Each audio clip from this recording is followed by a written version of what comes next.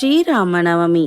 ஸ்ரீராம ராம ராமேதி ரமே ராமே மனோரமே சகஸ்ரநாமதத்துல்யம் ராமநாம வரானனே.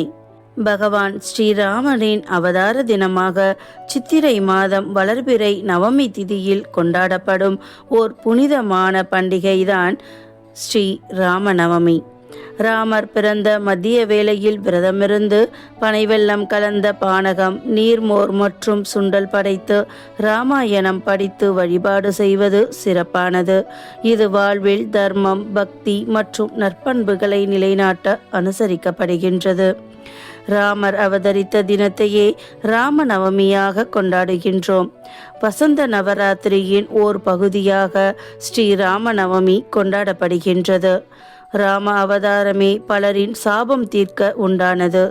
சபரி, அகலிகை உள்ளிட்ட பலருக்கும் சாப விமோக்ஷனம் தந்தது ராமபிரான்தான். அதனால்தான் பாவங்களை போக்கக்கூடியது ராம மந்திரம் என்று சொல்லப்படுகின்றது. ராமா ராமா என்று சொல்லிக் கொண்டிருந்தாலே அனைத்து விதமான பாவங்களும் துன்பங்களும் நீங்கிவிடும் என்பார்கள்.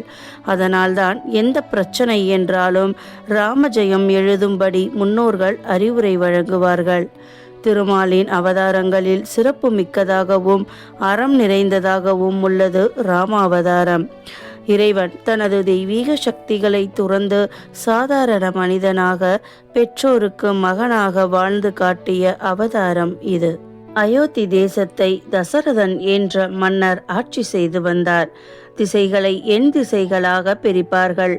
இந்த எண் திசைகளோடு கீழ் திசை பாதாளம், மேல் திசை ஆகாயம் சேர்த்து 10 திசைகளிலும் தன்னுடைய ரதத்தை திறம்பட செலுத்தக்கூடியவர் என்பதால் தசரதன் என்ற பெயர் இவருக்கு வந்தது. அவருக்கு கோசலை, அதாவது கௌசல்யா, சுமித்ரை, கைகேயி என்று 3 மனைவியர். இருப்பினும் தனக்கடுத்து நாட்டை ஆள்வதற்கு பிள்ளை இல்லாததால் தசரதர் பெரும் கவலை கொண்டார். குழந்தை பேறு கிடைக்க வேண்டி ரிஷ்யசிங்கர் என்ற முனிவரை அழைத்து வந்து புத்திர காமோஷ்டி யோகம் நடத்தும்படி கூறினார். அதன்படியே ரிஷ்யசிங்கரும் யாகம் செய்தார். யாக அக்னியில் இருந்து ஒளி பொருந்திய ஒரு உருவம் தோன்றியது. அதன் கரங்களில் தங்க பாத்திரமும் அதனுள் பால் பாயாசமும் இருந்தது. அந்த உருவம் தசரதரை நோக்கி, இந்த பாயாசத்தை உனது மனைவிகளுக்கு பிரித்து கொடு, அவர்களுக்கு 4 குழந்தைகள் பிறப்பார்கள் என கூறி மறைந்தது. தசரத மகாராஜாவும் அந்த பாயாசத்தில் பாதியை கோசலைக்கு கொடுத்தார். மீதமுள்ள பாதியில் அரை பங்கை சுமித்திரைக்கு கொடுத்தார். மேலும் மீதமிருந்ததில் பாதியை கைகேயிக்கு அளித்தார். அதன் பிறகும் மிஞ்சிய பாயாசத்தை மீண்டும் சுமித்திரைக்கு கொடுத்தார். பாயாசத்தில் பாதியை அருந்திய கோசலைக்கு சித்திரை மாதம் வளர்பிறை புனர்பூச நட்சத்திரம் கடக ராசியில் கடக லக்னத்தில் நவமி திதியில் ராமபிரான் பிறந்தார். கைகேயிக்கு பூச நட்சத்திரத்தில் கடகராசி மீன லக்னத்தில் பரதன் பிறந்தான். 2 முறை பாயாசம் அருந்திய சுமித்ரைக்கு ஆயில்யம் நட்சத்திரம் கடகராசி கடக லக்னத்தில் லக்ஷ்மணனும் சத்ருகுணனும் பிறந்தனர். ராமர் பிறந்த தினம் ராமநவமி என்று கொண்டாடப்படுகின்றது. ராமர் பிறந்த நாளில் விரதம் இருந்து வழிபாடு செய்தால் நன்மைகள் பலவும் வந்து சேரும். மகாவிஷ்ணு பல அவதாரங்களை எடுத்திருந்தாலும் அவற்றில் பெரிதும் போற்றப்படும் அவதாரமாக இருப்பது ராம அவதாரம்தான். பூமியில் பிறப்பெடுத்து இறுதி வரை நீதிநெறி தவறாமல் ஒழுக்கம் மிகுந்த மனிதனாக வாழ்ந்து காட்டியவர் என்ற வகையில் ராமர் பெரும் சிறப்பை பெற்றவர். சிவபெருமானிடம் பல வரங்களை பெற்ற ராவணன் தேவர்களையும் முனிவர்களையும் மனிதர்களையும் கொடுமைப்படுத்தி வந்தான். அவனை அழிப்பதற்காக அயோத்தியை ஆண்டு வந்த தசரத மன்னனுக்கு மகனாக பிறந்தார் ராமர். உரிய நேரம் வந்தபோது ராவணனையும் அவனது அசுர கூட்டத்தையும் அழித்தார்.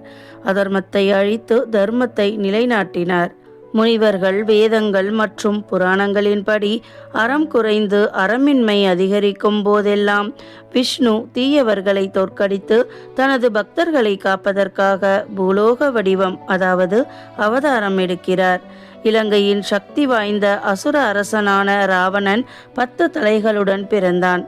பிரம்மதேவனை மகிழ்விப்பதற்காக அவன் கடுமையான தவங்களை மேற்கொண்டான். பிரம்மதேவன் அவனுக்கு எந்த ஒரு பௌதீக வடிவத்தையும் எடுக்கும் சக்தியையும் மீண்டும் தலைகளை பெறும் ஆற்றலையும் வழங்கினார். ராவணன் ஆணவம், சட்டவிரோதம் மற்றும் அதர்மம் நிறைந்தவனாக மாறி குணப்படுத்த முடியாத போர் வெறியனாக ஆனான்.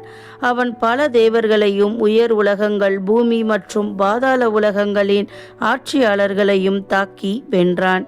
பல முனிவர்களையும் கொன்றான். அவன் ஓர் பெண் லோலனாகவும் இருந்தான். தனது இன்பத்திற்காக எல்லா உலகங்களிலிருந்தும் அழகான பெண்களை கவர்ந்து சென்றான். தேவர்களுக்கும் பிரம்மதேவனுக்கும் ராவணனின் தாக்குதலை தாங்க முடியாமல் போனபோது அவர்கள் காக்கும் கடவுளான விஷ்ணுவை சந்தித்தனர். அவர் ராவணனை அழிப்பதற்காக தசரத மன்னனின் மகனாக பிறப்பதாக உறுதியளித்தார். ராம அவதாரத்தின் பிரதான நோக்கம் கொடிய அசுர அரசனான ராவணனையும் அவனது கூட்டாளிகளையும் அழிப்பதே ஆகும். இருப்பினும் ஸ்ரீராமர் ஓர் இளைஞனாக, இளவரசனாக, ஓர் நல்ல கணவராக, பக்திமிக்க மகனாக, பாசமுள்ள சகோதரராக, பணிவும் ஆன்மீக பரிணாமமும் கொண்ட மனிதராக, மாபெரும் மற்றும் சக்தி வாய்ந்த வீரராக, மன்னராக மற்றும் தர்மத்தை உறுதியாக பின்பற்றுபவராக என ஒரு முன்மாதிரியான வாழ்க்கையை வாழ்ந்தார். அதன் விளைவாக மக்கள் பின்பற்றுவதற்காக தன் வாழ்நாள் முழுவதும் எண்ணற்ற அறநெறி வாழ்க்கைக்கான எடுத்துக்காட்டுகளை அவர் அமைத்தார். ராவணனை அழிப்பதற்காக மண்ணில் தோன்றினாலும் மனித குலத்திற்கு ஒழுக்கம் மற்றும் தர்மத்தை கற்றுக் கொடுத்த ராமபிரான் அவதரித்த தினம் ராமநவமி என்று அழைக்கப்படுகின்றது. பொதுவாக அஷ்டமி மற்றும் நவமி தினங்களில் எந்த காரியத்தையும் செய்ய மாட்டார்கள். இதனால் கவலையுற்ற அஷ்டமி, நவமி ஆகிய இரு திதிகளும் மகாவிஷ்ணுவிடம் சென்று தங்களுக்கு ஏற்பட்டுள்ள குறையை கூறின. அப்போது விஷ்ணு பகவான், உங்களையும் மக்கள் அனைவரும் போற்றி துதிக்கும் நாள் வரும் என்று உறுதியளித்தார். அதன்படியே வாசுதேவர், தேவகி ஆகியோருக்கு மகனாக அஷ்டமி திதியில் கிருஷ்ணர் அவதாரம் எடுத்தார். அன்றைய தினம் கிருஷ்ண ஜெயந்தியாக கொண்டாடப்படுகின்றது. நவமி திதியில் தசரதர் கோசலைக்கு மகனாக பிறந்தார் ராமபிரான். அன்றைய தினம் ராமநவமி திருநாளாக கொண்டாடப்படுகின்றது. வழிபாட்டின் போது நைவேத்தியமாக சாதம், பஞ்சாமிர்தம், பானகம், பாயாசம், வடை போன்றவற்றை படைக்கலாம். ஸ்ரீராமஜெயம் என்ற எழுத்தை 108 முறை 1008 முறை எழுத தொடங்கலாம். ஸ்ரீராம என்ற நாமத்தை 3 முறை அடுத்தடுத்தவாறு உச்சரிக்க வேண்டும். இந்த பேராற்றல் வாய்ந்த மந்திரத்தால் ஆணவம் அழிந்து அன்பும் அறிவும் உண்டாகும். மனதில் அமைதியும் மகிழ்ச்சியும் விளையும். இந்த நன்னாளில் ராமரை வழிபட்டால் நோய்கள், தோஷங்கள், துன்பங்கள் விலகும். வாழ்வில் வெற்றிகள் பல பெற்று உயர்ந்த நிலையை அடைய முடியும். ராமநவமி அன்று விரதமிருந்து ராமபிரானை வணங்கி வழிபடுபவர்களுக்கு ராமபிரானின் அருளுடன் ஆஞ்சநேயரின் அருள் பார்வையும் கிட்டும். குடும்பத்தை விட்டு பிரிந்தவர்கள் ஒன்று சேருவார்கள். லக்ஷ்மி கடாட்சம் கிடைக்கும். பகைவர்கள் நண்பர்களாக மாறி வருவார்கள். வியாதிகள் நீங்கும். தொலைந்து போன பொருட்கள் கிடைக்கும். குழந்தை இல்லாதவர்களுக்கு குழந்தை பிறக்கும். குடும்ப நலன் பெருகி வறுமையும் பிணியும் அகலும். நாடிய பொருட்கள் எல்லாம் கைகூடும் என்பது நம்பிக்கை. ஸ்ரீராம் ஜெயராம் ஜெய் ஜெய் ராமோம். ஸ்ரீராம் ஜெயராம் ஜெய் ஜெய் ராமோம். நாமும் ஸ்ரீராம நவமி அன்று ஸ்ரீராமபிரானை வணங்கி விரதமிருந்து நன்மைகள் பல பெறுவோம். ஜெய் ஸ்ரீராம்.